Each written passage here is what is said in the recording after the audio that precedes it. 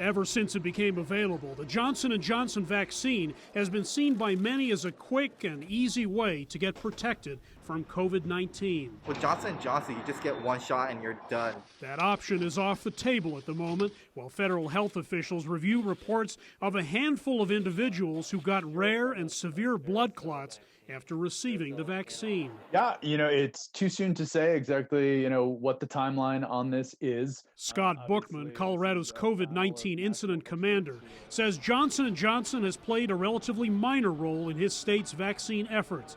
An average of 3,200 doses per week of J&J, he says, compared to hundreds of thousands of weekly doses of Pfizer and Moderna.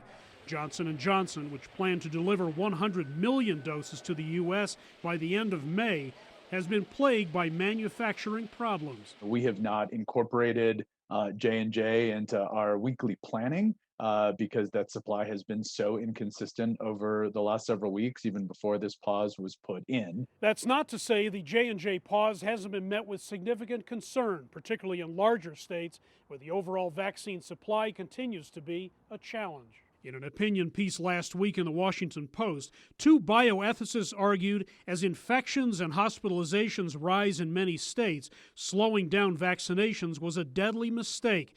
There is no evidence the vaccine's risks outweigh its benefits in preventing a pandemic disease with serious and unknown consequences. They say the pause will hurt disadvantaged communities most of all, those most in need of a one-shot option.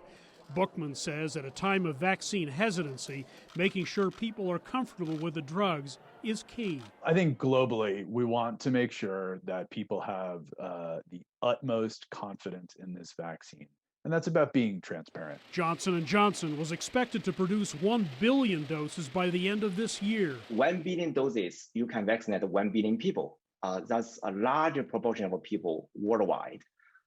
So this definitely is a very big setback for the world, although it's a very small setback for the U.S. One prominent U.S. expert predicts J&J will be back in the vaccine mix. My estimate is that we will continue to use it in some form.